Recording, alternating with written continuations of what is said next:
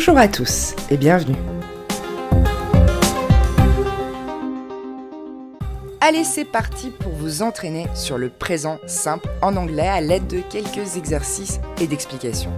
Pour rappel, ces exercices font suite au cours sur le présent simple qui est disponible sur la chaîne. Vous trouverez également le lien en description. Et naturellement, si vous n'avez pas encore étudié ce point, je vous invite à le faire avant de faire les exercices. Allez, c'est parti. Je vous invite maintenant à mettre sur pause le temps de traduire les 6 énoncés suivants.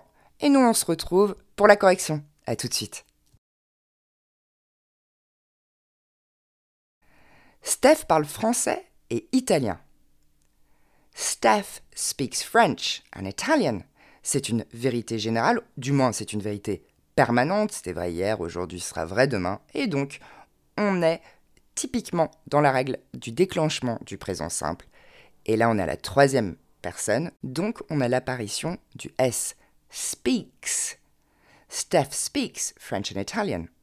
Il joue au tennis tous les mardis. Ok, on a un indicateur, c'est tous les mardis.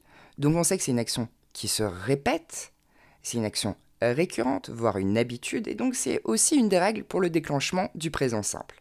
They play tennis every Tuesday. Elle est très belle. Et bien ici, on peut dire que c'est une vérité générale et plus ou moins permanente.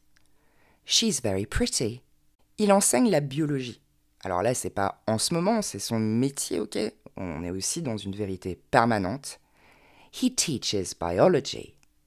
Attention, s'il était en train d'enseigner la biologie là maintenant, on utiliserait le présent en ing. He is teaching biology. Ok, mais là, vu qu'on parle juste de son métier, c'est he teaches. Je travaille les samedis. Donc là, on a un indicateur, ce sont les samedis. Donc c'est une action récurrente. I work on Saturdays. Je suis pas en train de travailler maintenant, donc c'est pas I'm working, mais bien I work on Saturdays. Elle nage tous les matins. Ici aussi, on a un indicateur, tous les matins.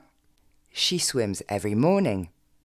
Allez, 2e et dernier volet d'exercice sur le présent simple. Je vous invite de nouveau à mettre sur pause le temps de faire votre exercice et on se retrouve à la slide suivante pour la correction.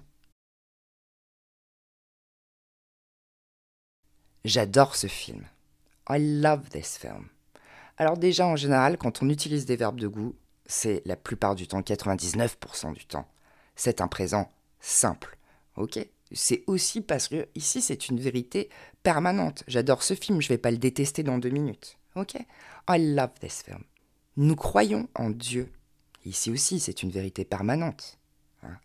We believe in God. Je te comprends. I understand you. Allez, plus que 3 énoncés.